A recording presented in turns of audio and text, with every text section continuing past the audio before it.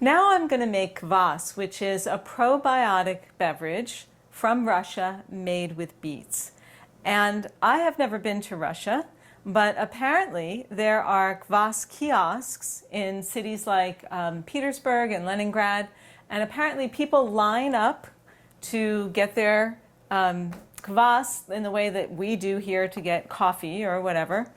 And people will drink down a glass of kvass, drink it down in a regular glass, hand it back to the vendor. The vendor wipes it out with a towel and just fills it up for the next person.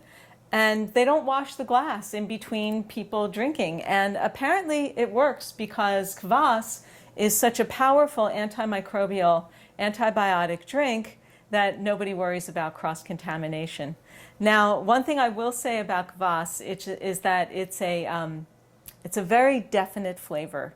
It's earthy, it's salty. If you like beets, I think you'll like it. And it's certainly very beneficial in terms of its health benefits.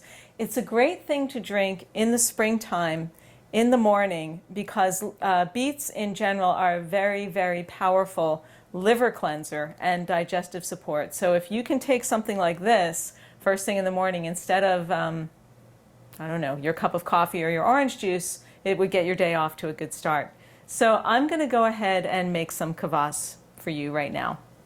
So the things that I need to make kvass, it's a super simple thing to make. I need a quart jar, I need some salt, some beets, and optional, you can have like a little whey. If you have yogurt that you want to use, you can strain off the milk solids and let the whey sort of drip down. You don't necessarily need it, and I'll explain about that in just a second. But basically, these beets are from a nearby farm where I live, and they're such wonderful little creatures, and I'm not peeling them.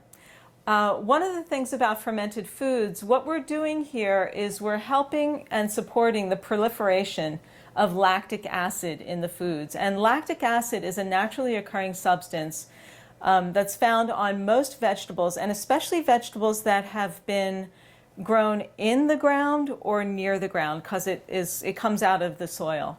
So I am not peeling these beets because I want the most lactic acid that I can get. So basically, I'm just going to take these beets and I'm just going to chop them up like so. I'm just going to dice them. And really, you can chop them any which way that you want. And I want to get enough beets here that I fill up about a quarter of the jar. Yeah, and kvass, beet kvass is something, I put that over there. Beet kvass is one type of kvass that is very popular. Another type is the kvass that is made with stale rye bread. And that's also a very traditional form of kvass. And it's a similar kind of process where you take the bread and you mix it with some kind of salty, briny liquid. And it becomes very much like a beer. It's kind of a cheap and easy beer. So I'm just chopping up my beets here, and let's see, that looks like it's, yeah, that's pretty close to the amount that we want. I think with this final beet, that will do it. And again, you can just cut any which way you please. I just tend to like to dice because I'm that kind of person. So there we go. All right, so there are my beets. And I am going to put in 2 teaspoons of salt. Now, if you don't have any whey to start your kvass, you can just add a little extra salt. And traditionally, it's recommended that you double the amount of salt.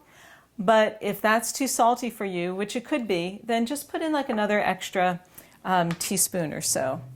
So I've got 2 teaspoons of salt. And I'm going to add some water, just like so, about a quart. Okay, that looks pretty good. And then I'm going to add a little bit of starter kvass from a previous batch that I made. So I'm just going to, actually, before I do that, I want to just show you something that I want you to just take a look at these 2 different jars here. Now you can see this one, how translucent it is, the water. versus this, which is very opaque.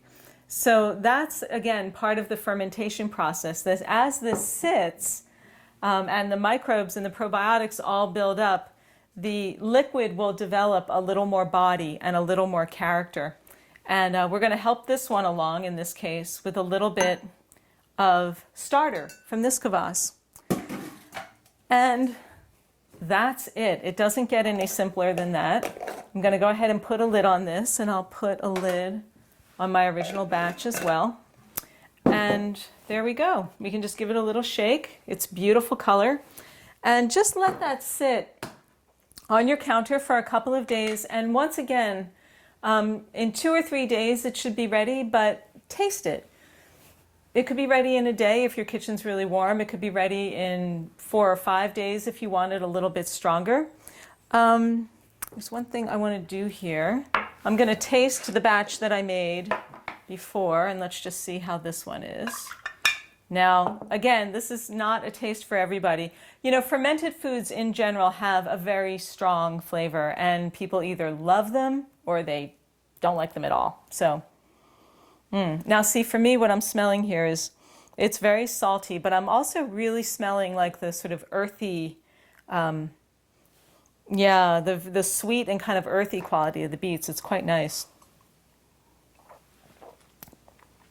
Ooh, salty and sour, but beety and delicious. So down the hatch, makes me feel strong like Mother Russia. Prost. I feel better already. Okay, so that's it for kvass. Make some and let me know how it goes. Thanks.